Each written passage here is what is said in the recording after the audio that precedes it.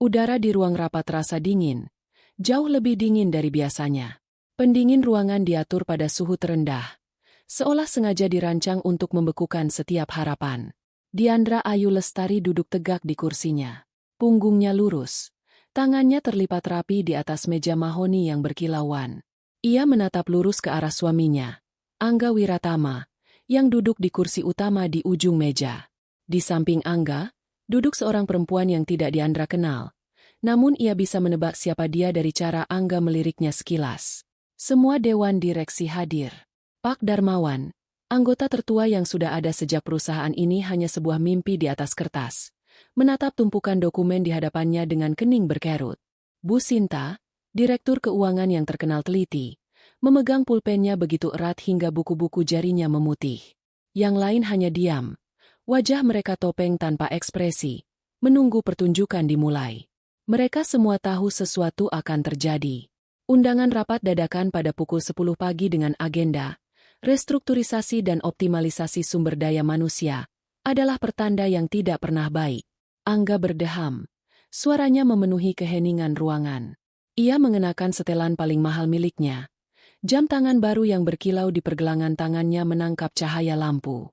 Ia tanpa percaya diri, seolah sedang berdiri di puncak dunia. Selamat pagi, Bapak dan Ibu sekalian. Angga memulai, suaranya terdengar formal dan dibuat-buat. Terima kasih telah meluangkan waktu untuk hadir. Saya mengumpulkan Anda semua hari ini untuk sebuah pengumuman penting. Seperti yang kita tahu, Wijaya Group telah mengalami pertumbuhan pesat. Namun, dalam setiap pertumbuhan, ada kalanya kita perlu melakukan penyesuaian. Kita harus berani, kita harus inovatif, dan kita harus memotong dahan-dahan ranting yang tidak lagi produktif agar pohon ini bisa tumbuh lebih tinggi. Diandra tetap diam. Ia tahu pidato ini. Ia yang menulis draft pertamanya 3 tahun lalu untuk rapat pemegang saham. Angga hanya mengganti beberapa kata, menambahkan metafora pohon yang terdengar kikuk. Angga tersenyum, senyum yang tidak mencapai matanya. Untuk itu, saya ingin memperkenalkan konsultan strategis baru kita, Ibu Citra. Perempuan di samping Angga mengangguk kecil. Ia muda, cantik, dan mengenakan gaun yang harganya mungkin setara dengan gaji staf junior selama 3 bulan. Tatapannya berkeliling ruangan, mengabaikan Diandra sepenuhnya. Ibu Citra telah memberikan banyak masukan berharga mengenai arah baru perusahaan. Lanjut Angga. Visinya sejalan dengan visi saya. Kita akan bergerak lebih cepat, lebih agresif. Kita akan merambah pasar digital dengan pendekatan yang lebih modern. Untuk melakukan itu, kita memerlukan tim yang solid, tim yang 100% sejalan dengan komando. Angga berhenti sejenak, membiarkan kata-katanya menggantung di udara. Ia lalu menatap langsung ke arah Diandra. Tatapannya dingin, tanpa sedikit pun jejak kebersamaan selama 12 tahun yang mereka lalui. Dan disinilah keputusan sulit harus diambil, kata Angga. Setelah evaluasi mendalam, Dewan Direksi, yang saya pimpin, telah memutuskan bahwa posisi Direktur Operasional perlu disegarkan. Kontribusi Diandra Ayu Lestari selama ini kami hargai, namun gaya kerjanya dianggap tidak lagi relevan dengan tantangan masa depan. Pendekatannya terlalu konservatif, terlalu lambat, dan menghambat inovasi yang ingin kita capai. Suara napas tertahan terdengar dari beberapa sudut meja. Pak Darmawan tampak ingin mengatakan sesuatu. Namun Angga mengangkat tangannya, menghentikannya. Keputusan ini sudah final, kata Angga tegas. Efektif per hari ini, Diandra Ayu Lestari dibebas tugaskan dari jabatannya di Wijaya Group. Diandra tidak berkedip. Ia hanya menatap Angga, mempelajari wajah pria yang pernah ia cintai, yang kini terlihat seperti orang asing. Tidak ada rasa sakit di dadanya, hanya rasa hampa yang aneh, seolah ia sedang menonton film tentang kehidupan orang lain. Ia sudah menduga ini akan terjadi. Ia hanya tidak menyangka Angga akan melakukannya dengan cara yang begitu terbuka dan memalukan. Angga sepertinya mengharapkan reaksi, tangisan, teriakan, atau mungkin permohonan. Tapi Diandra tidak memberikannya. Keheningannya membuat Angga sedikit gugup, meski ia berusaha menyembunyikannya. Lalu Angga melakukan hal berikutnya. Ia meraih sebuah amplop coklat tebal dari tas kerjanya, mendorongnya melintasi meja mahoni hingga berhenti tepat di depan Diandra. Dan satu hal lagi, kata Angga. Suaranya kini lebih pelan namun lebih tajam. Pernikahan kita juga sudah sampai di ujung jalan. Di dalam amplop itu ada surat gugatan cerai. Semua sudah diurus. Aku ingin perpisahan yang cepat dan bersih. Aku akan memberimu pesangon yang pantas untuk perpisahan kita. Ia tersenyum miring. Sekarang, perusahaan senilai 120 miliar ini sepenuhnya jadi milikku. Sesuai dengan surat perjanjian pranikah yang kamu tanda tangani dulu. Seisi ruangan membeku. Ini bukan lagi rapat bisnis. Ini adalah pembantaian pribadi. Citra, perempuan di sebelah Angga, tersenyum tipis penuh kemenangan. Ia menatap Diandra dengan sorot mata merendahkan. Akhirnya, setelah keheningan yang terasa berlangsung selamanya, Diandra bergerak. Ia tidak menyentuh amplop itu. Ia hanya menatap Angga, dan untuk pertama kalinya pagi itu, ia tersenyum. Senyumnya tipis, nyaris tak terlihat, namun mengandung sesuatu yang membuat bulu kuduk Angga berdiri. Itu bukan senyum kekalahan. Itu adalah senyum seseorang yang tahu akhir dari sebuah cerita. Ia melirik jam tangan sederhana di pergelangan tangannya.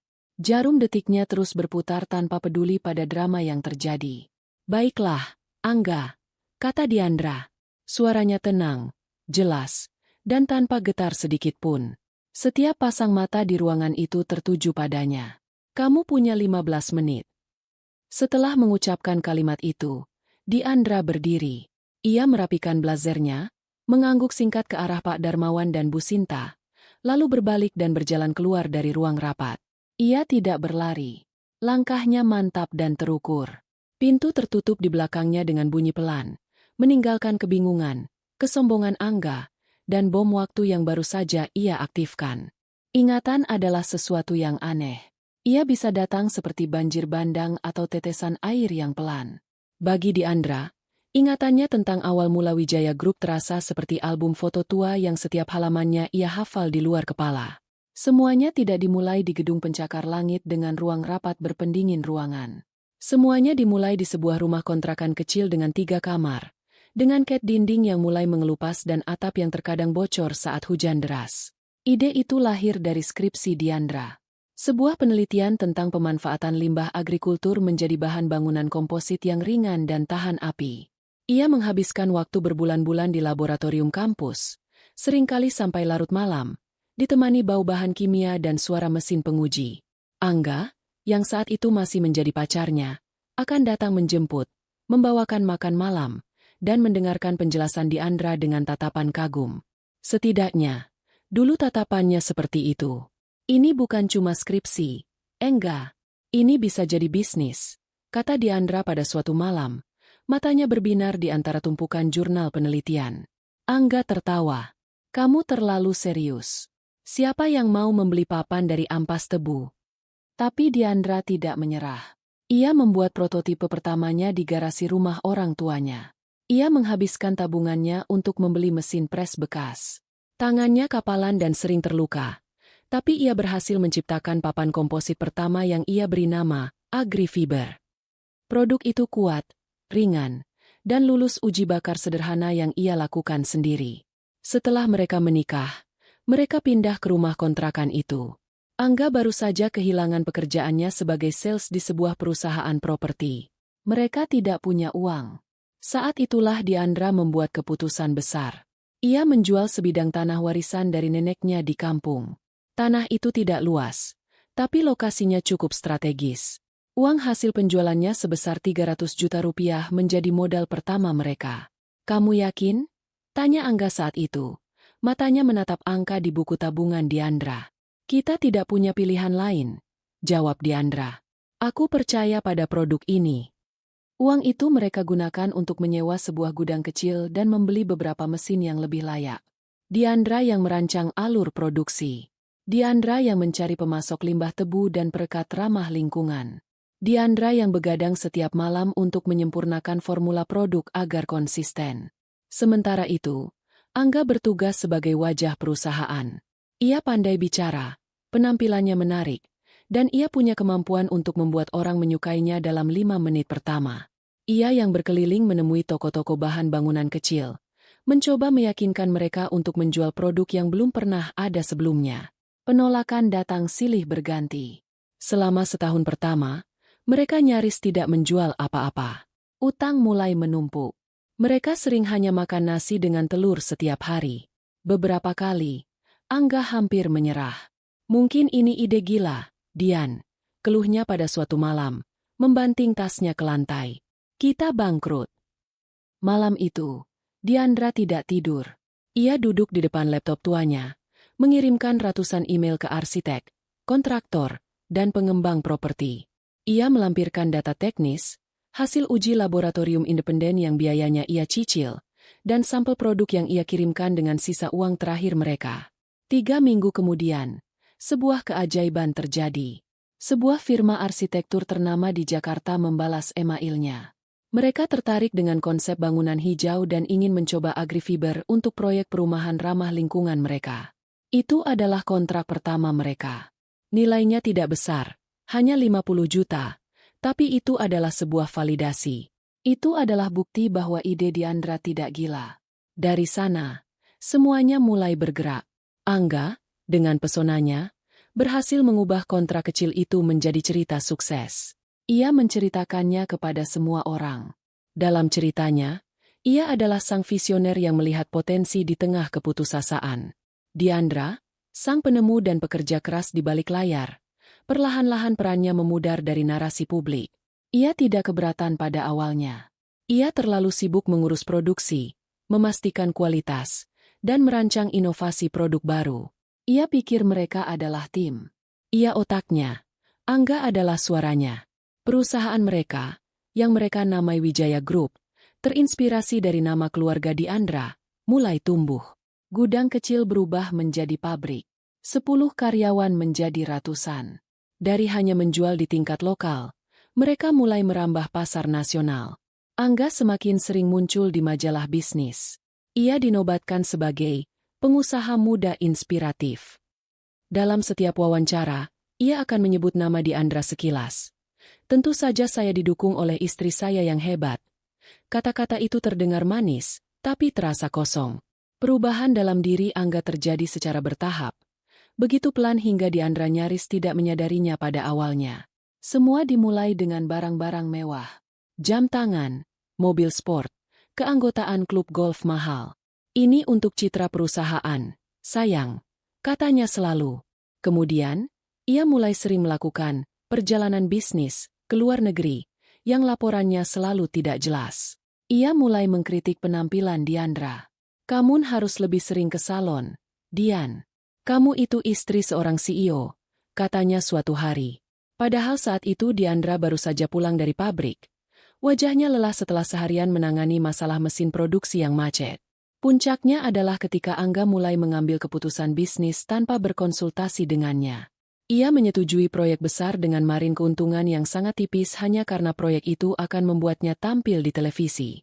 Ia merekrut orang-orang berdasarkan koneksi, bukan kompetensi. Diandra mencoba mengingatkannya, mencoba membawanya kembali ke prinsip awal mereka, kualitas dan integritas. Kamu terlalu kaku, jawab Angga. Dunia bisnis sudah berubah. Ini bukan lagi perusahaan rumahan. Kecurigaan Diandra tentang adanya perempuan lain mulai muncul sekitar setahun yang lalu. Aroma parfum yang berbeda di kemeja Angga. Panggilan telepon yang dijawab dengan berbisik di ruangan lain. Tagihan kartu kredit untuk restoran dan toko perhiasan yang tidak pernah Diandra kunjungi atau terima hadiahnya.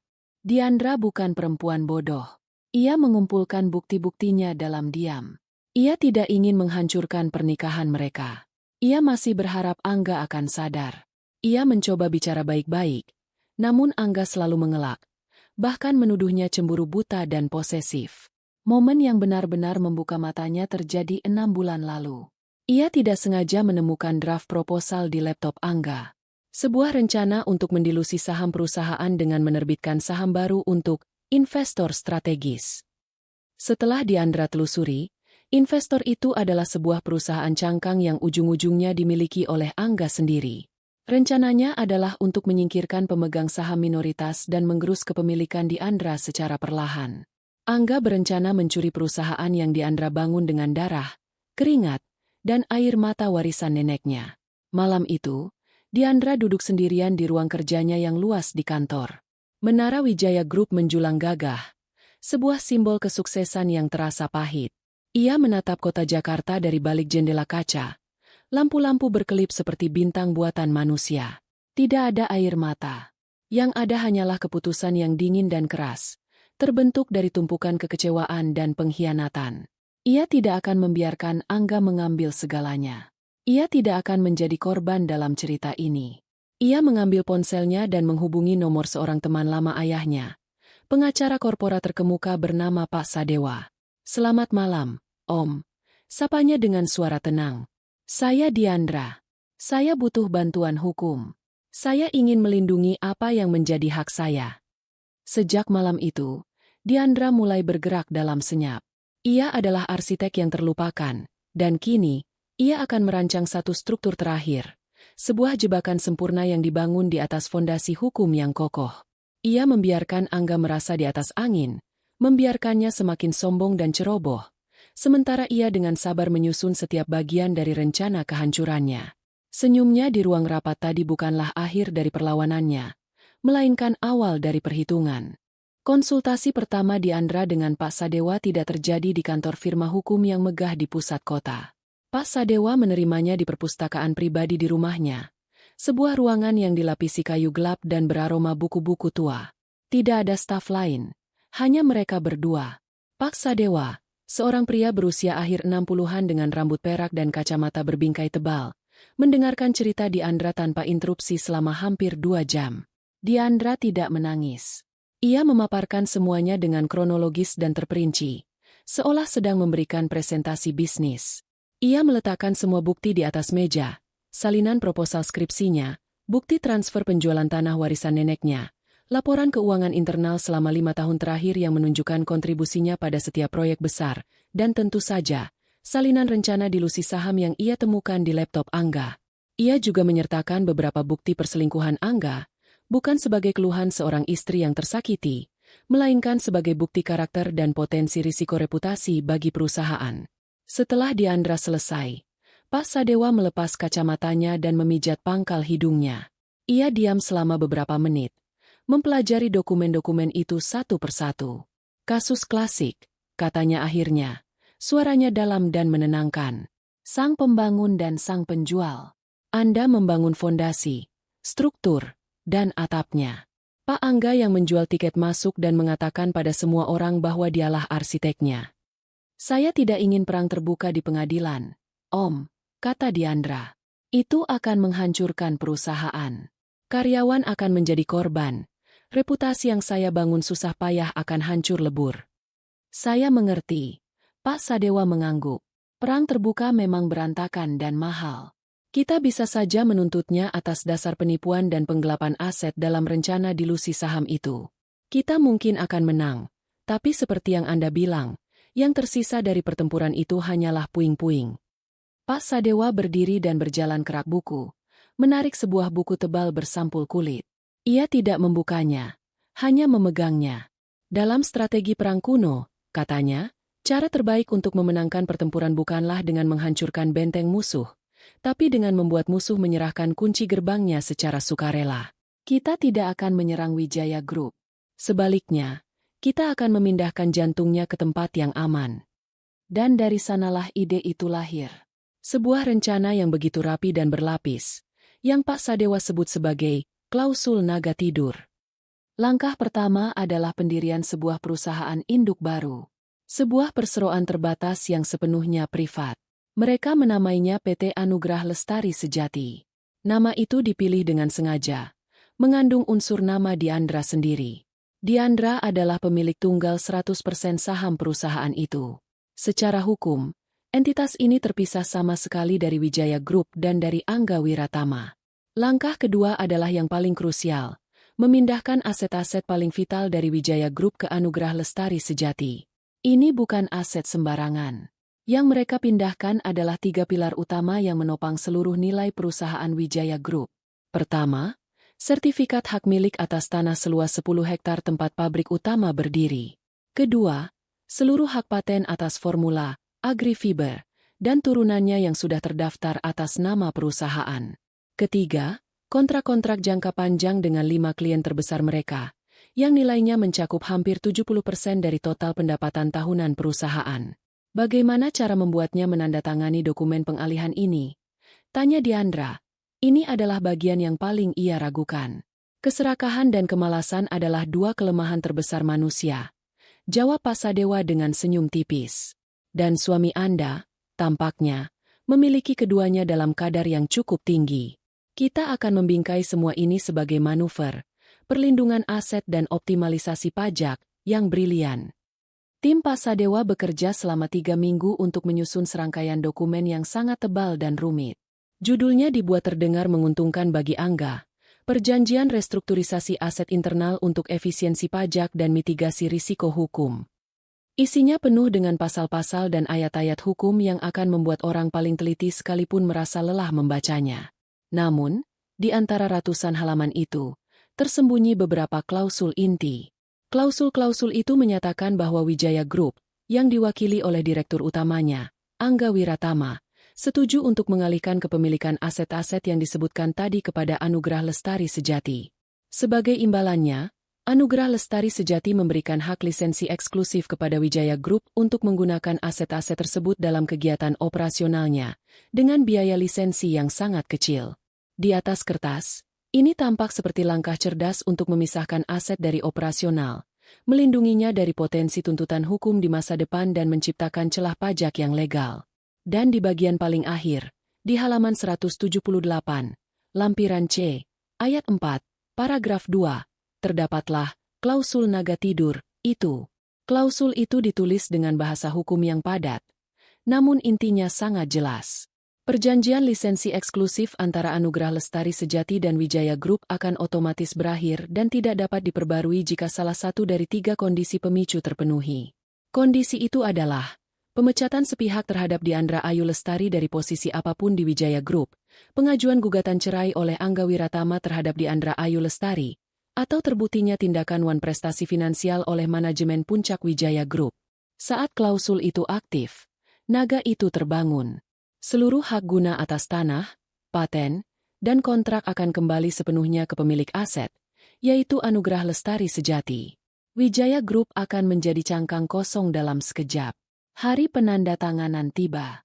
Diandra dan Pak Sadewa menemui Angga di kantornya. Angga tampak tidak sabar. Ia akan bermain golf dengan beberapa pejabat sore itu. Jadi ini dokumennya?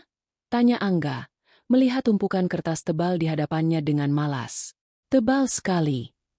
Ini prosedur standar untuk restrukturisasi aset sebesar ini, Pak Angga, kata Pak Sadewa dengan nada profesional.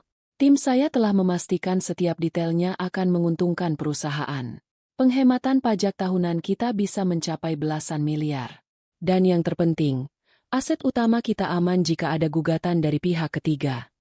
Diandra hanya diam, memainkan perannya sebagai istri yang patuh dan setuju. Hatinya berdebar kencang, tapi wajahnya tetap tenang. Angga membolak-balik halaman pertama dan kedua, lalu langsung melompat ke halaman terakhir tempat tanda tangan diperlukan. Jelaskan saja intinya, katanya, sambil mengambil pulpen mewahnya. Pak Sadewa menjelaskan dengan sabar, menggunakan istilah-istilah yang sengaja dibuat terdengar menguntungkan bagi Angga. Ia menekankan pada penghematan pajak dan perlindungan dari kreditur. Ia sama sekali tidak menyinggung tentang klausul pemicu itu, karena secara teknis, ia tidak wajib melakukannya. Semua sudah tertulis di sana. Baik, saya percaya pada Anda, Pak Sadewa. Atur saja yang terbaik, kata Angga. Ia membubuhkan tanda tangannya dengan goresan cepat di atas materai. Lalu Diandra menandatanganinya sebagai saksi dan perwakilan dari perusahaan lamanya. Saat pulpen Angga terangkat dari kertas, Diandra merasa beban berat terangkat dari pundaknya. Selesai sudah. Kuncinya telah diserahkan.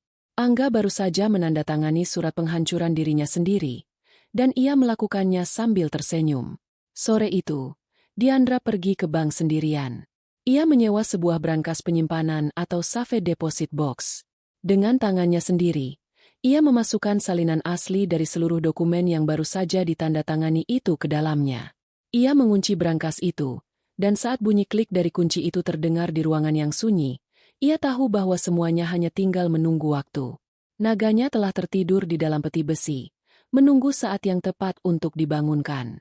Saat Diandra menutup pintu ruang rapat di belakangnya, dunia di luar terasa berjalan normal. Beberapa karyawan yang berpapasan dengannya di koridor menyapanya seperti biasa, tidak menyadari gempa bumi yang baru saja terjadi di lantai tertinggi gedung itu. Diandra hanya mengangguk kecil. Wajahnya tenang. Ia tidak berjalan ke lift untuk turun. Sebaliknya, ia berjalan ke ruang kerjanya, sebuah ruangan sudut dengan pemandangan kota yang selama ini menjadi saksi bisu kerja kerasnya. Ia masuk, mengunci pintu, dan bersandar sejenak. Ia mengambil satu napas dalam-dalam, lalu menghembuskannya perlahan. Ini adalah momennya. Tidak ada keraguan, tidak ada penyesalan. Ia duduk di kursinya, mengambil ponselnya, dan menekan panggilan cepat nomor 1. Di seberang sana, telepon langsung diangkat pada dering pertama. Halo. Suara Pak Sadewa terdengar tenang. Pak Sadewa, ini Diandra, katanya. Suaranya mantap. Jalankan. Hanya ada jeda sesaat sebelum jawaban datang. Baik, Bu. Segera kami laksanakan. Semuanya sudah siap. Panggilan berakhir. Itu adalah menit pertama. Di kantor Pak Sadewa yang berjarak beberapa kilometer dari sana, sebuah tim kecil sudah bersiaga. Perintah dari Diandra adalah sinyal terakhir. Seorang asisten hukum muda menekan tombol, kirim, pada sebuah email yang draftnya sudah disiapkan sejak seminggu lalu. Dalam hitungan detik, email itu melesat melalui server, membawa bom digital yang akan meledak serentak di berbagai tempat. Penerimanya adalah daftar yang disusun dengan cermat. Alamat email pribadi seluruh anggota Dewan Direksi Wijaya Group, Kepala Divisi Perbankan Korporat di 3 bank terbesar yang menjadi mitra perusahaan, Direktur Utama dari 5 perusahaan klien terbesar mereka, dan Kepala Bagian Hukum Internal Wijaya Group sendiri. Subjek emailnya singkat dan profesional. Pemberitahuan mendesak mengenai perubahan status kepemilikan aset PT Wijaya Group. Lampirannya adalah salinan pindaian resolusi dari PT Anugrah Lestari Sejati, yang menyatakan bahwa klausul naga tidur telah aktif, lengkap dengan dokumen-dokumen pendukung yang telah ditandatangani oleh Angga. Ini adalah menit kedua hingga kelima. Di dalam ruang rapat, Angga sedang menikmati kemenangannya. Ia menuangkan air mineral untuk Citra, tersenyum padanya dengan angkuh. Nah, seperti yang saya bilang, katanya kepada Dewan Direksi yang masih tampak canggung. Sekarang kita bisa benar-benar bergerak maju tanpa ada beban dari masa lalu. Visi saya untuk perusahaan ini. Pidatonya terpotong. Bukan oleh suara, tapi oleh getaran serentak dari beberapa ponsel di atas meja. Satu persatu, para anggota dewan melirik layar ponsel mereka. Pak Darmawan yang pertama kali membuka email itu. Matanya yang biasanya sayu kini membelalak. Ia membaca cepat, lalu membacanya lagi lebih pelan, seolah tidak percaya dengan apa yang ia lihat. Bu Sinta, sang direktur keuangan, membuka lampiran di tabletnya. Wajahnya langsung pucat. Sebagai seorang akuntan, ia langsung mengerti implikasi dari dokumen itu. Ini bukan restrukturisasi. Ini adalah pengambil alihan. Ini adalah menit ke-6 hingga ke-10. Di kantor pusat Bank BCA, Kepala Divisi Perbankan Korporat sedang rapat ketika asistennya masuk dan menyerahkan sebuah catatan mendesak. Ia membaca email dari firma hukum Sadewa O Partners di ponselnya. Alisnya terangkat. Ia segera keluar dari rapat dan menelepon tim analis risikonya. Cek validitas dokumen ini. Sekarang juga. Wijaya Group. Mereka jaminan utamanya adalah tanah pabrik dan hak paten. Jika ini benar, kita punya masalah besar. 5 menit kemudian, timnya menelepon kembali. Dokumennya terlihat sah. Pak, terdaftar di notaris yang sama dengan dokumen pinjaman kita. Keputusan dibuat dalam 30 detik. Bekukan seluruh rekening. Tarik semua fasilitas kredit. Segera. Saya tidak mau ada penarikan dana Rp1 pun lagi dari mereka. Telepon berikutnya ia lakukan kepada Bu Sinta. Di tempat lain, Direktur Utama PT Karya Megah Properti, klien terbesar Wijaya Group, sedang memeriksa maket proyek perumahan baru mereka. Ponselnya berbunyi. Ia membaca email dari Pak Sadewa. Rahangnya mengeras. Seluruh proyek senilai triliunan rupiah ini bergantung pada pasokan papan agrifiber yang patennya baru saja ia ketahui telah berpindah tangan. Kontraknya dengan Wijaya Group bisa jadi tidak berharga. Ia tidak membuang waktu. Ia langsung menekan nomor Angga Wiratama. Ini adalah menit ke-11 hingga ke-14. Kembali ke ruang rapat. Suasana sudah berubah total. Bisik-bisik terdengar di antara para direksi. Angga, yang tidak menyadari apapun, merasa terganggu. Ada masalah? Tanyanya dengan nada kesal. Sebelum ada yang bisa menjawab, ponsel Bu Sinta berdering keras. Ia melihat nama peneleponnya, Bank BCA, dan langsung mengangkatnya dengan tangan gemetar. Ia hanya mendengarkan. Wajahnya semakin pucat setiap detiknya. Saya mengerti baik-baik, Pak. Ia menutup telepon. Angga, katanya. Suaranya nyaris berbisik. Bank mereka membekukan semua lini kredit kita. Semua rekening. Apa? Angga tertawa. Itu tidak mungkin. Pasti ada kesalahan administrasi. Biar nanti saya yang urus. Saat itulah ponsel Angga sendiri yang berdering. Nama Direktur PT Karya Megah Properti tertera di layar. Dengan senyum meremehkan, ia mengangkatnya. Halo, Pak Johan. Tentu saja, visi baru kami. Ia tidak sempat menyelesaikan kalimatnya. Suara teriakan marah dari seberang telepon terdengar bahkan oleh orang yang duduk di dekatnya. Angga, apa-apaan ini? Paten kalian pindah tangan? Kontrak kita bagaimana? Kamu mau menipu saya? Wajah Angga berubah dari percaya diri menjadi bingung. Lalu panik. Tunggu, Pak, ini pasti salah paham. Tepat pada saat itu, pintu ruang rapat terbuka. Pak Sadewa masuk, tidak sendirian. Ia didampingi oleh dua pengacara muda dari timnya. Ia berjalan dengan tenang ke tengah ruangan, meletakkan sebuah map tebal di atas meja di depan Angga yang masih memegang telepon dengan mulut ternganga. Selamat pagi, bapak-bapak, ibu-ibu. Sapa Pak Sadewa dengan suara yang tenang namun berwibawa. Saya di sini mewakili PT Anugrah Lestari Sejati, pemilik sah dari seluruh aset intelektual dan fisik yang selama ini digunakan oleh PT Wijaya Group. Ia melirik jam di dinding. Sesuai dengan klausul perjanjian yang telah diaktifkan 15 menit yang lalu oleh tindakan klien saya, Bapak Angga Wiratama, kami memberitahukan secara resmi bahwa seluruh perjanjian lisensi dengan ini dinyatakan berakhir. Pak Sadewa menatap lurus ke mata Angga.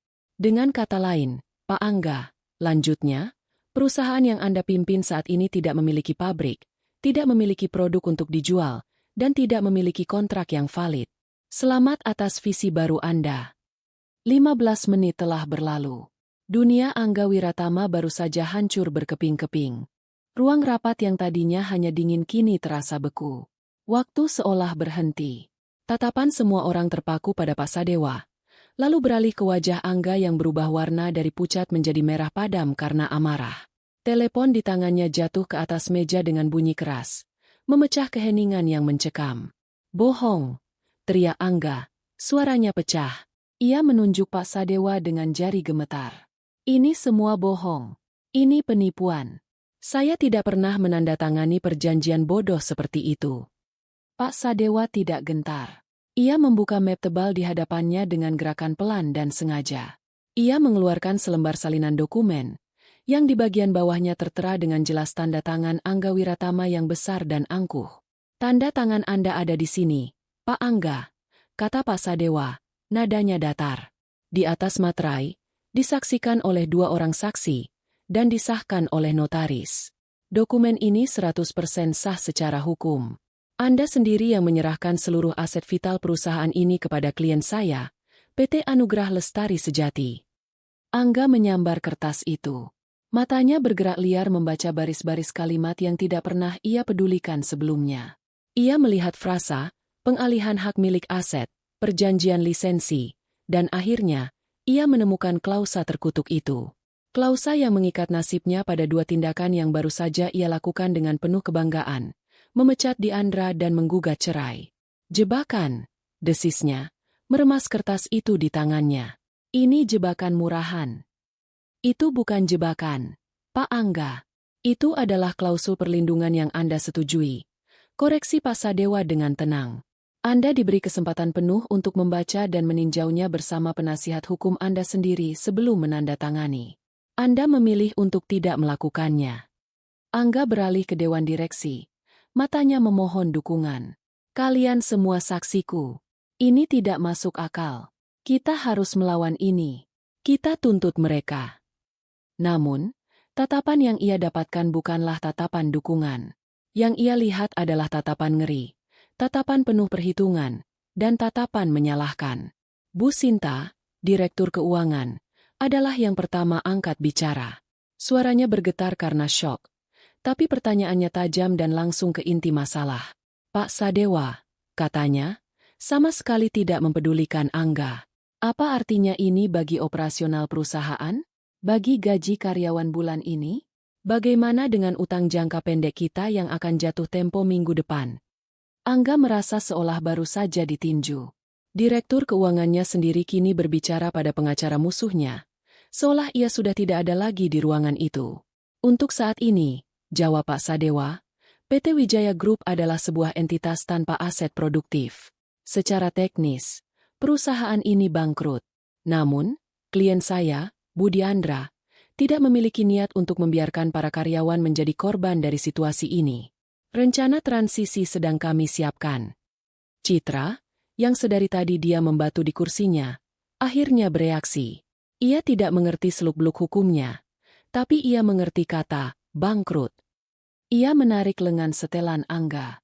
Angga, apa maksudnya ini? Bisiknya panik. Apa uangnya habis? Angga menepis tangannya dengan kasar. Ia sedang tidak peduli pada Citra. Otaknya berputar kencang, mencari jalan keluar. Ia meraih ponselnya lagi. Kali ini menelepon pengacara perusahaannya. Dengar, bentaknya ke telepon. Datang ke kantor sekarang juga. Ada masalah besar. Sadewa ada di sini. Dia bilang perusahaan sudah bukan milik kita lagi. Ia menjelaskan situasinya dengan panik. Kalimatnya tumpang tindih dan tidak jelas. Di seberang sana, pengacaranya hanya dia mendengarkan, diselingi suara gumaman. Sementara Angga sibuk dengan teleponnya, Dewan Direksi yang lain mulai bereaksi.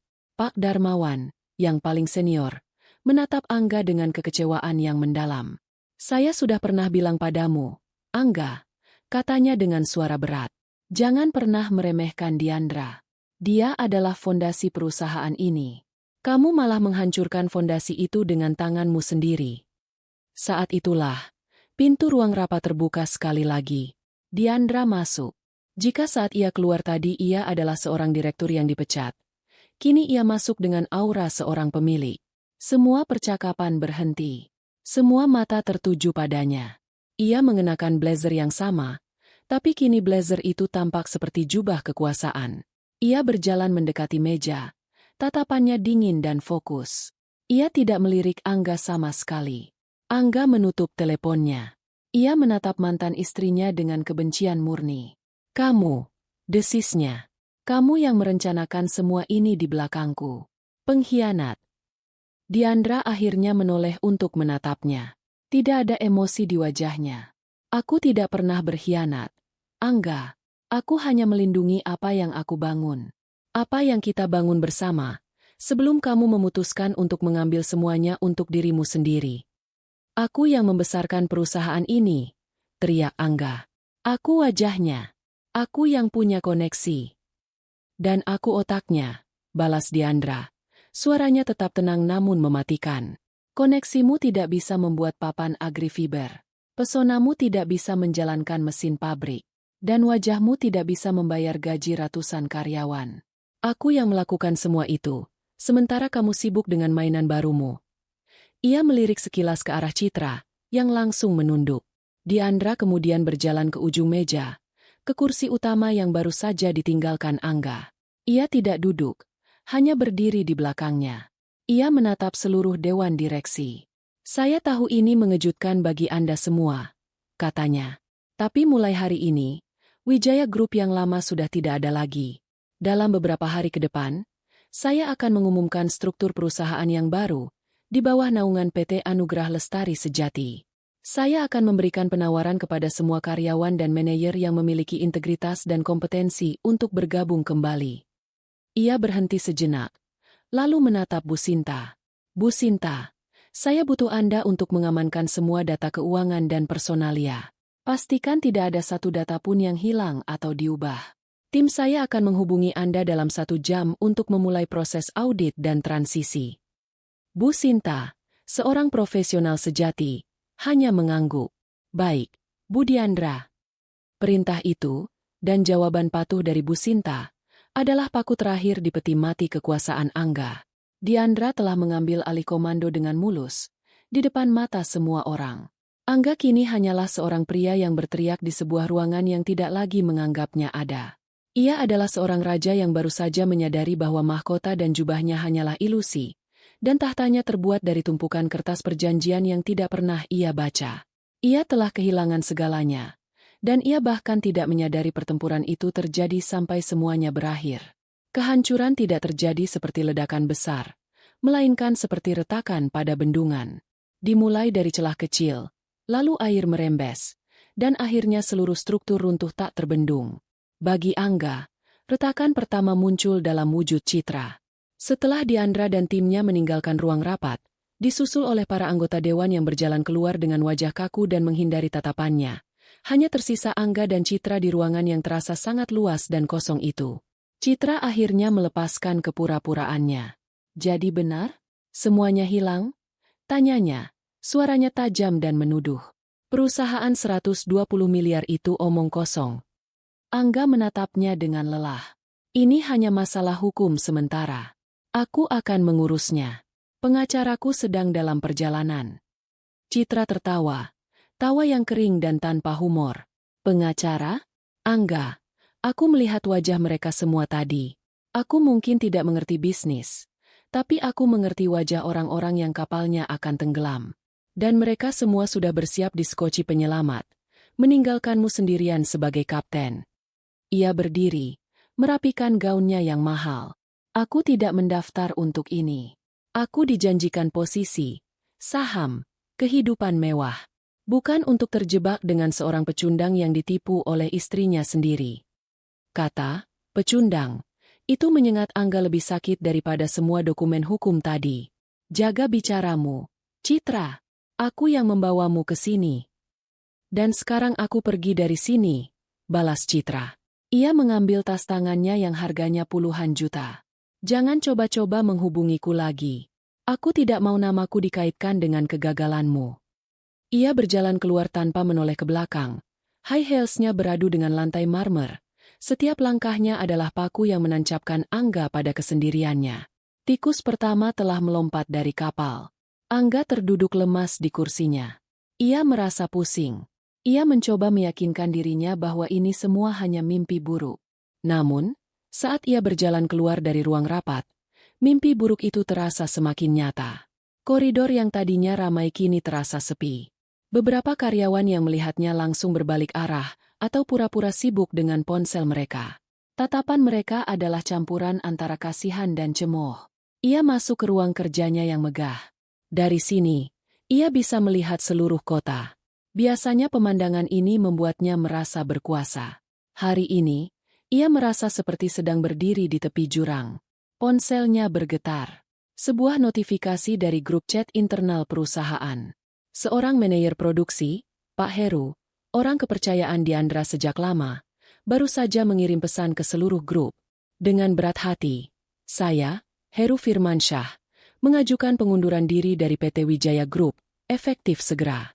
Terima kasih atas kerjasamanya selama ini. Pesan itu adalah percikan api.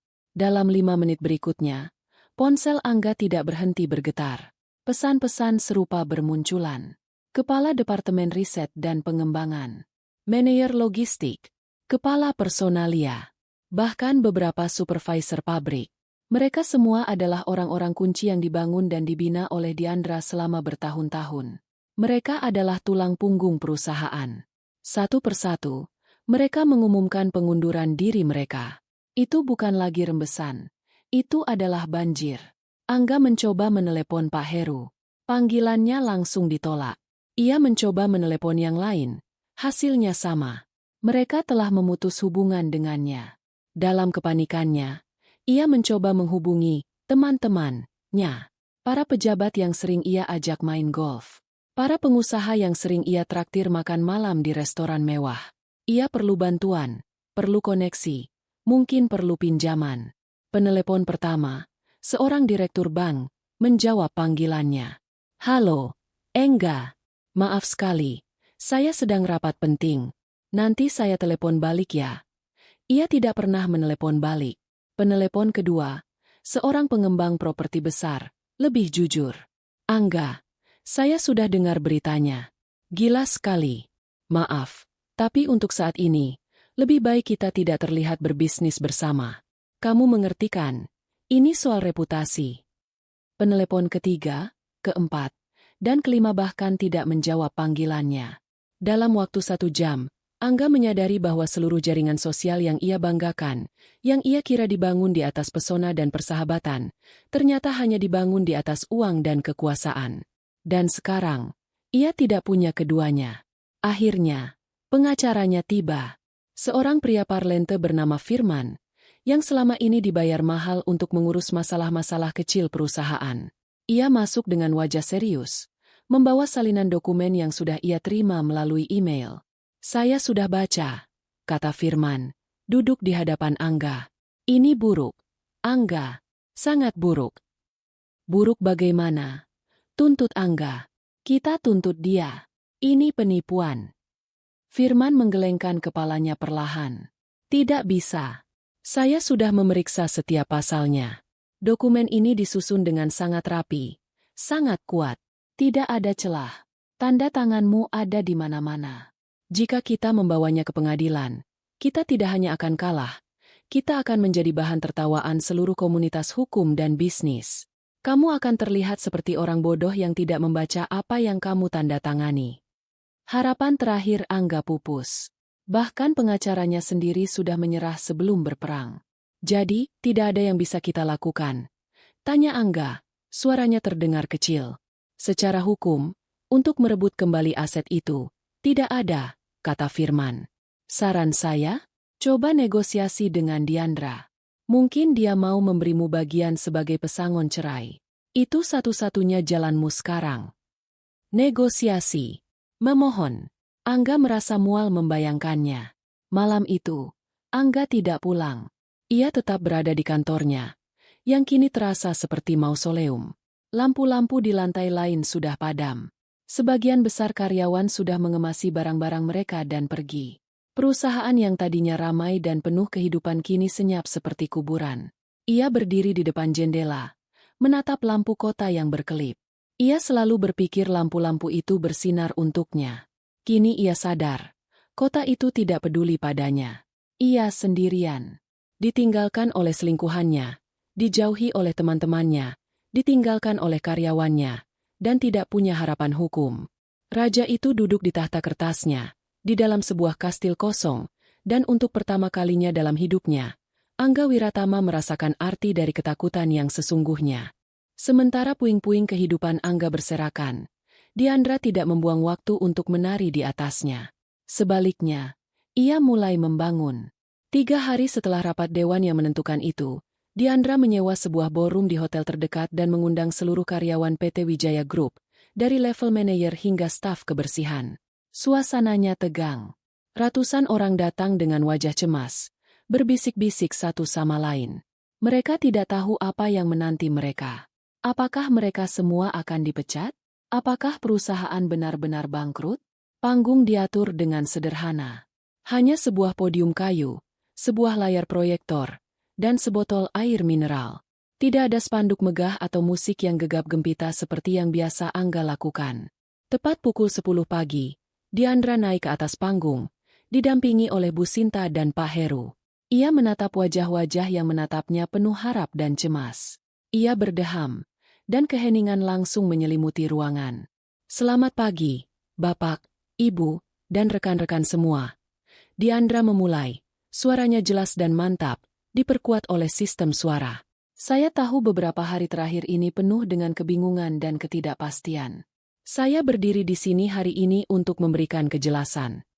Benar bahwa PT Wijaya Group yang kita kenal telah mengalami perubahan fundamental. Lanjutnya. Namun, yang berubah hanyalah kepemilikan dan manajemen puncak yang korup. Aset, teknologi, dan yang terpenting, sumber daya manusia yang menjadi jantung perusahaan ini, semuanya aman. Ia berhenti sejenak, membiarkan kata-katanya meresap. Hari ini, saya secara resmi mengumumkan lahirnya perusahaan baru, PT Lestari Inovasi Indonesia. Perusahaan ini dibangun di atas fondasi yang sama dengan yang dulu pernah kita miliki bersama, yaitu integritas, kualitas, dan inovasi. Lestari Inovasi Indonesia kini adalah pemilik sah dari pabrik, paten agrifiber, dan seluruh kontrak yang sedang berjalan. Terdengar gumaman di antara para hadirin. Ini adalah berita besar. Dan kepada Anda semua, kata Diandra, tatapannya menyapu seluruh ruangan. Saya ingin mengatakan ini. Saya tidak membangun perusahaan ini sendirian dulu, dan saya tidak akan membangunnya kembali sendirian sekarang. Saya membutuhkan keahlian Anda, dedikasi Anda, dan kerja keras Anda. Oleh karena itu, saya menawarkan posisi kepada setiap karyawan PT Wijaya Group untuk bergabung dengan Lestari Inovasi Indonesia. Posisi Anda, level senioritas Anda, dan gaji Anda akan tetap sama. Tidak akan ada pemutusan hubungan kerja. Masa kerja Anda akan kami hitung sejak Anda pertama kali bergabung.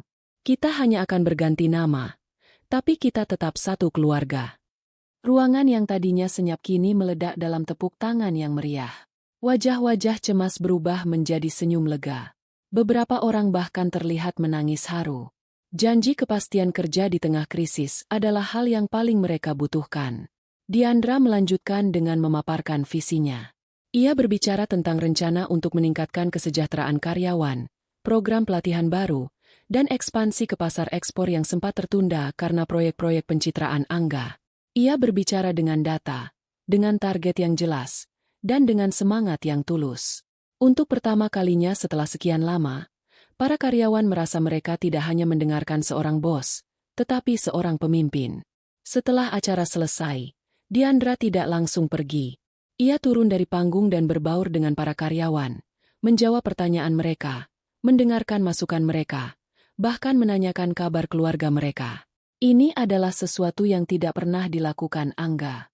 Hari itu, Diandra tidak hanya merebut kembali perusahaannya, ia merebut kembali hati orang-orangnya. Dalam beberapa minggu berikutnya, transisi berjalan dengan cepat. Papan nama, Wijaya Group, di gedung kantor dan pabrik diturunkan, digantikan dengan logo baru, Lestari Inovasi Indonesia, yang terlihat lebih segar dan modern. Diandra, Bu Sinta, dan para manajer kunci bekerja siang malam untuk memastikan operasional kembali normal. Para klien utama, yang awalnya khawatir, merasa lega setelah bertemu langsung dengan Diandra. Mereka menandatangani kembali kontrak mereka dengan persyaratan yang bahkan lebih baik, menunjukkan kepercayaan penuh pada kepemimpinan Diandra. Di tengah kesibukan membangun kembali, sebuah bom waktu lain dari masa lalu Angga terungkap. Bu Sinta, saat melakukan audit forensik terhadap pembukuan Wijaya Group yang lama, menemukan serangkaian transaksi janggal. Ada penarikan dana perusahaan dalam jumlah besar yang disamarkan sebagai biaya konsultan dan biaya representasi, yang ternyata mengalir ke rekening pribadi Angga dan Citra. Namun, temuan yang paling mengejutkan adalah serangkaian dokumen pinjaman. Angga, tanpa sepengetahuan Dewan Direksi, telah mengambil pinjaman pribadi dalam jumlah fantastis dari beberapa lembaga keuangan. Totalnya mencapai hampir 20 miliar rupiah. Ia menggunakan kepemilikan sahamnya di Wijaya Group sebagai jaminan. Ini bukan dari bank biasa, Bu. Jelas Bu Sinta kepada Diandra di ruangannya, menunjuk ke salah satu dokumen. Yang ini dari sebuah perusahaan modal Ventura yang terkenal sangat agresif dalam penagihan. Dan yang ini, sepertinya dari pinjaman online berbunga tinggi, kelas kakap. Diandra menatap dokumen itu dengan kening berkerut. Jadi saat nilai saham Wijaya Group menjadi 0. Jaminannya menjadi tidak berharga, sambung Bu Sinta. Para kreditur ini sekarang pasti sedang mengejarnya secara pribadi. Dan mereka bukan tipe penagih yang akan mengirim surat peringatan dengan sopan. Diandra bersandar di kursinya. Ia tahu Angga hidup mewah, tapi ia tidak menyangka Angga begitu ceroboh dan putus asa hingga terjerat utang seperti ini. Ini menjelaskan banyak hal, desakannya untuk proyek-proyek cepat kaya, dan rencananya untuk mengambil alih perusahaan sepenuhnya. Ia butuh uang untuk menutupi lubang yang ia gali sendiri. Sementara Diandra dan timnya sibuk merayakan kontrak ekspor pertama mereka ke Malaysia, di belahan kota lain, Angga menerima telepon pertamanya. Nomornya tidak dikenal. Selamat sore, dengan Bapak Angga Wiratama? Suara di seberang terdengar ramah, namun ada nada dingin di baliknya. Ya, siapa ini? Jawab Angga ketus. Kami dari Phoenix Capital. Kami hanya ingin mengingatkan bahwa pembayaran pinjaman Anda sebesar 10 miliar rupiah sudah jatuh tempo kemarin. Mengingat jaminan saham Anda kini tidak bernilai, kami ingin mendiskusikan alternatif pembayaran secepatnya. Kami harap Anda bisa kooperatif. Sebelum Angga bisa menjawab, telepon ditutup. Bulu kuduknya berdiri. Ini baru permulaan. Ia tidak hanya kehilangan perusahaan dan statusnya. Ia kini menjadi target. Ratu baru telah lahir di singgasananya. Sementara raja yang terguling kini mendapati dirinya diburu oleh serigala-serigala lapar yang ia undang sendiri. 2 minggu berikutnya adalah neraka bagi Angga. Ia hidup dalam ketakutan. Teleponnya berdering tanpa henti di jam-jam yang tidak wajar. Awalnya adalah suara ramah yang berubah menjadi ancaman terselubung. Kemudian berubah menjadi makian kasar dan peringatan yang tidak lagi terselubung. Kami tahu di mana kamu tinggal, Angga. Bayar utangmu, atau kami yang akan mengambilnya dengan cara kami sendiri. Mobil sport MU itu lumayan buat cicilan pertama. Ia berhenti menjawab telepon dari nomor tak dikenal. Tapi teror itu tidak berhenti. Suatu pagi, ia menemukan ban mobil Porsche-nya digembosi, dengan sebuah catatan diselipkan di wiper. Ini baru pemanasan. Ia mencoba menjual mobil itu, tapi surat-suratnya ditahan oleh salah satu perusahaan leasing. Ia mencoba menjual jam tangan mewahnya, tapi uangnya hanya cukup untuk bertahan hidup selama sebulan. Apartemen mewahnya terasa seperti penjara. Ia takut keluar. Teman-temannya sudah memblokir nomornya. Ia benar-benar sendirian, terpojok, dan kehabisan pilihan. Pengacaranya, Firman, sudah angkat tangan. Ini utang pribadi, Angga, bukan ranah hukum korporat. Saya tidak bisa bantu. Dalam keputusasaan itulah, satu-satunya nama yang muncul di benaknya adalah Diandra. Ia membenci gagasan itu. Egonya memberontak. Meminta bantuan pada wanita yang telah menghancurkannya adalah puncak dari penghinaan. Tapi rasa takutnya lebih besar dari egonya. Ia meyakinkan dirinya sendiri bahwa Diandra, bagaimanapun juga, pernah mencintainya. 12 tahun pernikahan tidak mungkin bisa dihapus begitu saja. Pasti masih ada sisa belas kasihan di hatinya. Ia menunggu kesempatan. Melalui seorang mantan staf yang masih mau bicara padanya, ia tahu jadwal harian Diandra. Ia tahu Diandra selalu meninggalkan kantor tepat pukul 6 sore melalui lobi utama. Sore itu, Angga berdiri di seberang jalan dari gedung yang pernah menjadi miliknya. Logo, Lestari Inovasi Indonesia, yang besar dan berkilau terasa seperti tamparan di wajahnya. Ia menunggu hampir 1 jam, merasa seperti buronan. Penampilannya jauh dari citra CEO yang dulu ia sandang. Ia belum bercukur selama 3 hari, kemejanya kusut, dan matanya cekung karena kurang tidur. Akhirnya, ia melihat Diandra berjalan keluar. Dikelilingi oleh beberapa stafnya, ia tampak tenang dan berwibawa. Ia tertawa kecil menanggapi lelucon salah satu manajernya. Melihatnya begitu tenang sementara hidupnya sendiri hancur berantakan membuat darah Angga mendidih. Tapi ia menekan amarahnya. Ini adalah satu-satunya kesempatannya. Ia menyeberang jalan, berlari kecil, dan mencegat Diandra tepat di depan pintu putar lobi. Diandra! Panggilnya. Diandra dan rombongannya berhenti. Mereka semua menatap Angga dengan kaget. Petugas keamanan lobi sudah bergerak maju, siap untuk mengusirnya. Tunggu, kata Diandra kepada petugas keamanan itu. Lalu ia menatap Angga. Angga, apa yang kamu lakukan di sini? Aku perlu bicara denganmu, kata Angga, suaranya serak. Berdua saja, kumohon. Diandra berpikir sejenak, lalu mengangguk pada stafnya. Kalian duluan saja ke mobil. Saya akan menyusul. Stafnya pergi dengan enggan, menyisakan mereka berdua di tengah keramaian lobi. Ada apa? Tanya Diandra, nadanya datar, tanpa emosi. Aku minta maaf. Angga memulai. Kata-kata itu terasa pahit di lidahnya. Untuk semuanya. Untuk caraku memperlakukanmu. Untuk pemecatan itu, aku salah. Diandra hanya diam, menunggunya melanjutkan. Tapi sekarang aku dalam masalah besar, Dian, katanya. Suaranya kini terdengar putus asa. Aku punya utang. Banyak sekali. Mereka mengancamku. Mereka menerorku. Aku tidak tahu harus bagaimana lagi. Ia menatap lurus ke mata Diandra. Aku butuh bantuanmu. Pinjamkan aku uang. Atau berikan aku pekerjaan apa saja. Aku akan melakukan apapun. Aku hanya perlu membayar mereka agar mereka berhenti memburuku. Demi masa lalu kita. Dian. 12 tahun. Ia berharap melihat sedikit kelembutan, sedikit simpati. Tapi yang ia lihat di mata Diandra hanyalah ketenangan yang dingin seperti es. Diandra mendengarkan semua keluhannya sampai selesai. Saat Angga berhenti bicara, keheningan menyelimuti mereka. Sudah selesai? Tanya Diandra pelan. Angga mengangguk. Baiklah, kata Diandra. Biar ku jelaskan sesuatu padamu. Angga, saat aku membutuhkan kesetiaanmu, kamu memberiku pengkhianatan. Saat aku membutuhkan dukunganmu, kamu memberiku penghinaan di depan semua orang. Saat aku bekerja keras membangun perusahaan kita, kamu sibuk menggali lubang utang untuk gaya hidupmu dan selingkuhanmu. Setiap kalimatnya diucapkan dengan pelan, tapi menusuk tajam. Bantuan yang kamu minta sekarang, lanjutnya, adalah sebuah kemewahan. Kemewahan berupa belas kasihan dan kesempatan kedua. Itu adalah kemewahan yang tidak pernah kamu berikan padaku. Kamu tidak memberiku kesempatan untuk bicara.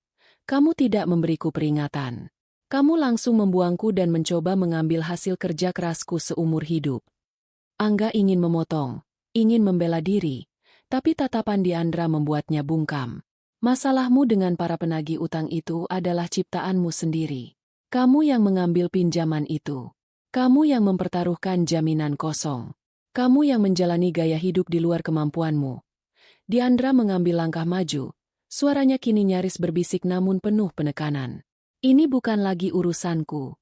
Angga, kamu menciptakan masalah ini sendiri. Selesaikan sendiri. Tapi mereka bisa membunuhku, kata Angga panik.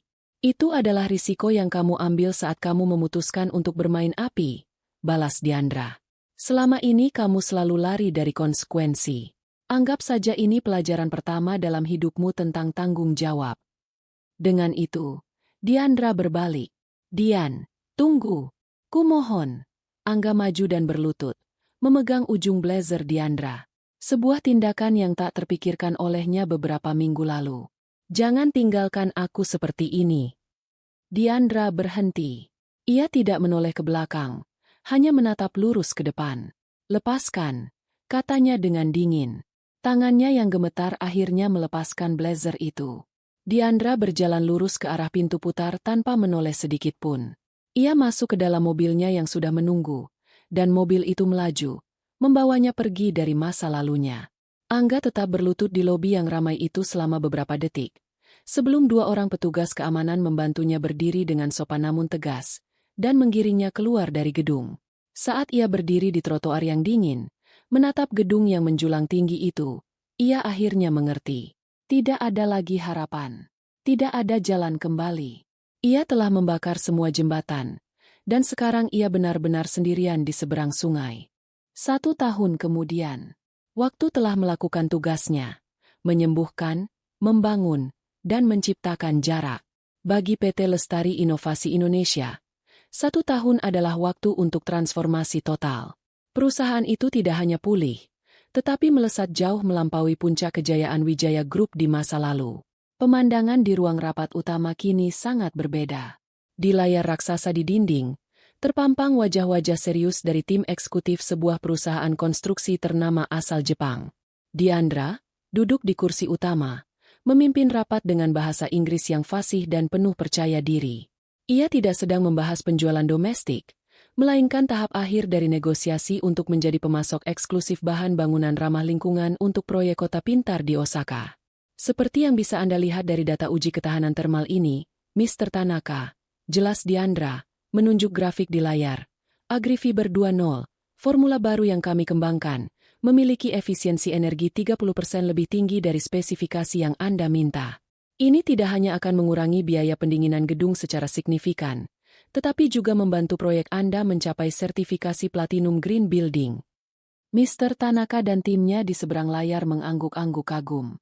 Mereka tidak hanya berhadapan dengan seorang penjual, tetapi dengan seorang inovator yang memahami produknya hingga ke level molekuler. Ini adalah jenis kepemimpinan yang mereka hargai. Kesepakatan senilai ratusan miliar itu akhirnya tercapai bukan dengan lobi di lapangan golf, melainkan dengan data yang tak terbantahkan dan visi yang kuat. Transformasi tidak hanya terjadi di level strategis. Diandra memastikan perubahan itu dirasakan hingga ke akar rumput. Ia berjalan menyusuri lantai pabrik yang kini jauh lebih bersih dan terorganisir. Ia menyapa para pekerja. Beberapa di antaranya ia kenal namanya. Ia berhenti di dekat area kantin yang baru direnovasi, yang kini menyajikan makanan sehat dengan harga subsidi. Sore itu, ia mengumpulkan semua kepala departemen di aula serbaguna. Ia berdiri di depan mereka, bukan untuk memarahi atau menekan target, melainkan untuk mengumumkan sesuatu yang telah ia rencanakan sejak lama. Saya tahu kita semua telah bekerja sangat keras tahun ini, katanya. Sebagai bentuk apresiasi, perusahaan akan meluncurkan program Lestari Cerdas. Kami akan memberikan beasiswa penuh hingga jenjang sarjana bagi putra-putri karyawan berprestasi yang lulus seleksi. Kita tidak hanya membangun gedung, kita juga harus membangun generasi penerus. Tepuk tangan membahana memenuhi ruangan. Ini adalah buah dari kerja keras mereka. Keuntungan perusahaan tidak lagi lari ke kantong pribadi atau digunakan untuk membeli mobil sport, melainkan kembali kepada mereka yang telah berkontribusi. Bu Sinta dan Pak Heru, yang berdiri di samping Diandra, tersenyum bangga. Mereka telah bertaruh pada pemimpin yang tepat. Kehidupan pribadi Diandra juga menemukan keseimbangannya yang baru. Ia telah pindah dari rumah besar yang penuh kenangan buruk dengan Angga. Kini ia tinggal di sebuah apartemen penthouse yang lebih kecil namun jauh lebih hangat dan personal. Dindingnya dihiasi karya seni kontemporer dan foto-foto perjalanannya. Di salah satu sudut, terdapat sebuah roda tembikar dan beberapa hasil kerajinan keramik yang bentuknya belum sempurna. Hobi baru yang ia tekuni untuk melepaskan stres. Ia tidak lagi bekerja 7 hari seminggu. Akhir pekan kini menjadi miliknya. Kadang ia habiskan dengan mendaki gunung bersama teman-teman lamanya, atau sekadar membaca buku di balkon apartemennya yang menghadap ke taman kota. Ia menemukan kembali bagian dari dirinya yang telah lama hilang ditelan kesibukan dan drama rumah tangganya. Tentu saja, sebagai salah satu perempuan paling sukses di negeri ini, kehidupan cintanya menjadi sorotan media. Namun Diandra menjalaninya dengan elegan dan privat. Ia memang sedang dekat dengan seseorang. Namanya Satria. Seorang arsitek ternama yang memperjuangkan desain bangunan hijau. Mereka bertemu di sebuah seminar lingkungan hidup. Hubungan mereka berjalan lambat dan didasari oleh rasa saling menghargai. Satria mengagumi kecerdasan dan ketangguhan Diandra. Diandra menghargai ketenangan dan integritas Satria. Malam itu, mereka makan malam di sebuah restoran yang tenang. Tidak ada perhiasan mewah atau janji-janji muluk. Mereka hanya berbicara tentang banyak hal. Mulai dari material bangunan berkelanjutan hingga film Perancis yang baru mereka tonton. Jadi, apa rencana besarmu selanjutnya setelah menaklukkan Jepang? Tanya Satria sambil tersenyum. Diandra menyesap tehnya. Menaklukkan diriku sendiri, jawabnya. Memastikan bahwa aku tidak pernah lupa alasan mengapa aku memulai semua ini. Bukan untuk uang atau kekuasaan, tapi untuk membuktikan bahwa bisnis yang baik, yang etis, dan yang peduli, bisa menjadi kekuatan untuk perubahan. Saat Satria mengantarnya pulang, mereka hanya berdiri dalam diam yang nyaman di depan lobi apartemennya. Terima kasih untuk malam ini, Dian, kata Satria. Aku selalu belajar sesuatu yang baru setiap kali bicara denganmu. Aku juga, balas Diandra tulus. Setelah Satria pergi, Diandra naik ke apartemennya. Ia tidak langsung tidur. Ia berdiri di balkonnya yang luas, menatap kelip lampu kota yang terhampar di bawahnya.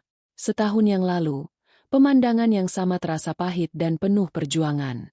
Malam ini, pemandangan itu terasa seperti sebuah janji.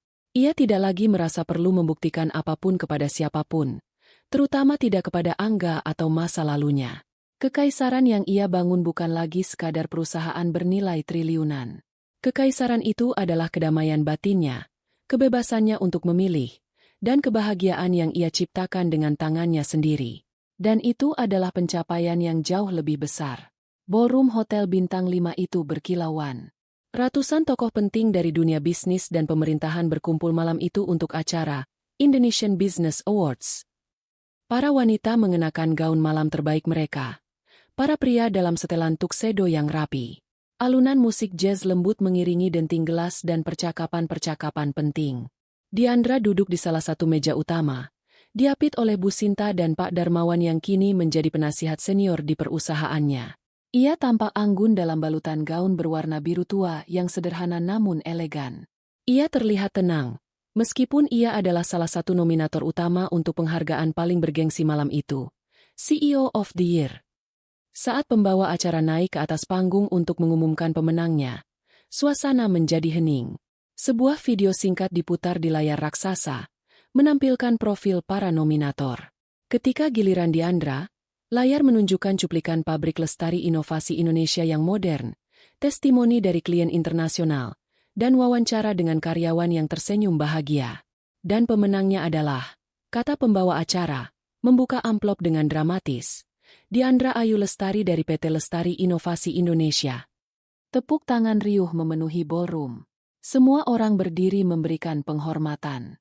Dengan senyum di wajahnya, Diandra berjalan ke atas panggung, menerima piala kristal yang berat dari tangan Menteri Perindustrian. Ia berdiri di podium, menatap lautan wajah yang menatapnya dengan kagum. Ia mengambil napas sejenak. "Terima kasih," katanya. Suaranya terdengar jelas di seluruh ruangan. "Penghargaan ini bukan untuk saya. Penghargaan ini adalah untuk setiap karyawan di Lestari Inovasi Indonesia yang memilih untuk percaya pada kesempatan kedua. Untuk tim manajemen saya yang bekerja tanpa lelah. Dan untuk semua perempuan di luar sana yang sedang berjuang membangun mimpi mereka sendiri. Jalan menuju ke sini tidaklah mudah," lanjutnya. "Ada saat-saat di mana fondasi yang saya bangun diuji dengan sangat berat. Tapi dari situlah saya belajar bahwa fondasi yang paling kuat bukanlah beton atau baja, melainkan integritas dan kepercayaan. Terima kasih." Pidatonya singkat, tulus, dan kuat.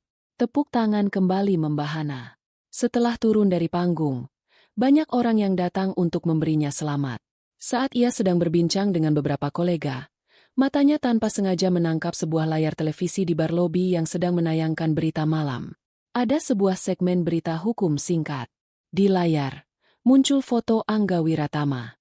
Bukan foto CEO yang gagah seperti dulu, melainkan foto kusam dari pengadilan. Ia terlihat kurus, lebih tua, dan matanya kosong. Di bawah fotonya, tertera tulisan, mantan CEO PT Wijaya Group, Angga Wiratama, divonis 3 tahun penjara atas kasus penggelapan dan penipuan terhadap sejumlah kreditur. Diandra berhenti bicara sejenak. Dunianya seolah senyap selama beberapa detik. Ia menatap layar itu. Tidak ada rasa kemenangan. Tidak ada kepuasan. Tidak ada kebencian. Yang ada hanyalah perasaan hampa yang aneh. Seperti gema dari masa lalu yang akhirnya benar-benar memudar. Bab itu telah selesai. Buku itu telah ditutup. "Dian, kamu tidak apa-apa." Suara Satria, yang baru saja tiba untuk menemaninya, menyadarkannya dari lamunannya. Diandra berbalik menatapnya dan tersenyum. Senyum yang tulus. "Ya," katanya. "Aku baik-baik saja." Dan ia benar-benar bersungguh-sungguh. Ia tidak lagi memikirkan berita itu. Ia kembali berbincang, tertawa, dan menikmati malam kemenangannya. 1 jam kemudian, ia dan Satria meninggalkan acara. Mereka tidak pulang, melainkan berhenti di sebuah kedai kopi sederhana yang buka 24 jam, tempat yang jauh dari kemewahan ballroom tadi. Mereka duduk di luar, membiarkan angin malam menerpa wajah mereka. "Selamat sekali lagi, Bu CEO," goda Satria. Diandra tertawa. "Terima kasih. Tapi panggil saja Diandra." Ia menatap ke langit malam. Di atas gedung-gedung pencakar langit Jakarta, beberapa bintang masih berusaha untuk bersinar. Setahun yang lalu, ia memulai perhitungannya dengan senyum sinis dan rencana pembalasan. Malam ini, ia tersenyum lagi. Bukan senyum kemenangan atas kekalahan orang lain, tetapi senyum syukur atas kehidupan yang berhasil ia rebut kembali dan bangun kembali dengan caranya sendiri. Perjalanan balas dendamnya telah berakhir, dan di ujung jalan itu, Ia tidak menemukan kepuasan dari kehancuran musuhnya, melainkan menemukan sesuatu yang jauh lebih berharga, dirinya sendiri. Dan masa depan, seperti langit malam di hadapannya, terbentang luas dan penuh dengan bintang-bintang baru yang menunggunya untuk diraih. 5 tahun kemudian, terik matahari siang itu terasa hangat di kulit, bukan membakar. Angin sepel-sepel membawa aroma tanah basah sisa hujan semalam dan wangi bunga dari taman yang baru saja selesai ditata. Diandra berdiri di atas panggung sederhana yang terbuat dari kayu, menatap hamparan rumput hijau di hadapannya. Di sana, puluhan anak muda dengan seragam baru berwarna biru cerah duduk rapi di kursi lipat. Wajah mereka penuh semangat. Di belakang mereka, berdiri sebuah bangunan modern dengan desain ramah lingkungan, dikelilingi oleh bengkel-bengkel kerja yang dilengkapi peralatan canggih. Ini adalah hari peresmian, Pusat Pelatihan Vokasi Lestari, sebuah lembaga pendidikan gratis yang didanai sepenuhnya oleh yayasan milik PT Lestari Inovasi Indonesia. Lembaga ini dibangun di kampung halaman neneknya, di atas sisa tanah warisan yang tidak ia jual dulu. Ini adalah caranya membayar kembali, menanam benih di tempat akarnya berasal. Diandra yang sekarang bukanlah Diandra 5 tahun lalu. Ia masih seorang pemimpin yang tegas dan visioner. Namun sorot matanya kini jauh lebih lembut. Kekuasaan tidak membuatnya keras, justru membuatnya lebih bijaksana. Ia sudah jarang turun tangan dalam operasional harian perusahaan. Ia telah berhasil mendelegasikan tugas-tugas itu kepada Bu Sinta, yang kini menjabat sebagai Direktur Utama, dan Pak Heru, yang memimpin seluruh divisi manufaktur dan inovasi. Ia sendiri kini lebih fokus pada strategi jangka panjang dan kegiatan filantropi. Ia maju ke podium, perutnya yang sedikit membuncit tersembunyi di balik lipatan gaunnya yang longgar. Ia dan Satria sedang menantikan kelahiran anak pertama mereka. Selamat datang di masa depan, sapanya kepada para siswa, suaranya hangat dan tanpa naskah. Di tempat ini, kami tidak hanya akan mengajari kalian cara mengoperasikan mesin atau merancang sebuah produk. Kami akan mengajari kalian cara membangun. Membangun keahlian, membangun kepercayaan diri, dan yang terpenting, membangun kesempatan untuk diri kalian sendiri dan komunitas kalian. Ia berbicara tentang pentingnya integritas, tentang bagaimana sebuah kegagalan bisa menjadi pelajaran paling berharga, dan tentang bagaimana kesuksesan sejati diukur dari seberapa banyak kita memberi, bukan seberapa banyak kita memiliki. Saat ia berbicara, ia melihat Satria berdiri di antara para tamu, menatapnya dengan senyum bangga. Cinta mereka adalah pelabuhan yang tenang, tempat ia bisa berlabuh setelah melewati badai terganas dalam hidupnya. Setelah acara selesai dan para tamu undangan mulai menikmati hidangan, Diandra berjalan menyusuri koridor gedung baru itu. Tangannya digenggam lembut oleh Satria. Mereka berhenti di depan sebuah jendela besar yang menghadap ke hamparan sawah hijau. "Apa yang sedang kamu pikirkan?" tanya Satria. Diandra tersenyum. "Aku sedang berpikir tentang fondasi," jawabnya. "Dulu aku berpikir fondasi terkuat adalah formula kimia yang rumit atau kontrak hukum yang tak terbantahkan. Sekarang aku tahu, fondasi terkuat adalah ini." Ia mengelus perutnya, lalu menatap wajah-wajah muda di luar jendela. Harapan, kesempatan, kebaikan. Ia nyaris tidak pernah memikirkan Angga lagi.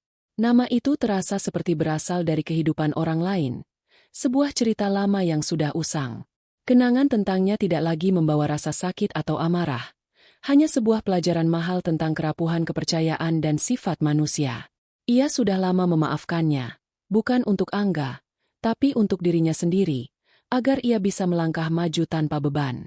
Ratusan kilometer dari sana, di sebuah warung makan sederhana di jalur Pantura yang ramai oleh deru truk, seorang pria parubaya sedang mengelap meja yang kotor.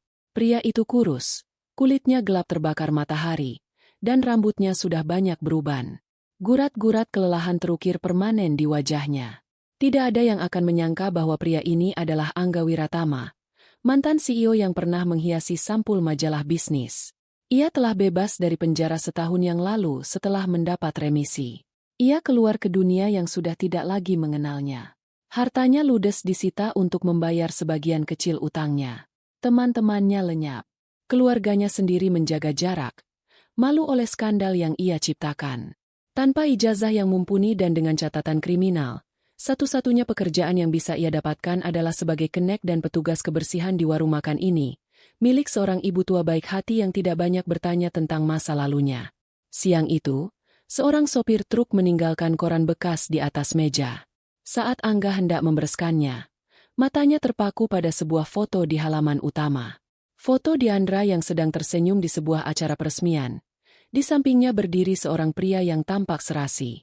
Judul beritanya, Diandra Lestari, Sang Ratu Industri, bangun pusat pendidikan untuk masyarakat.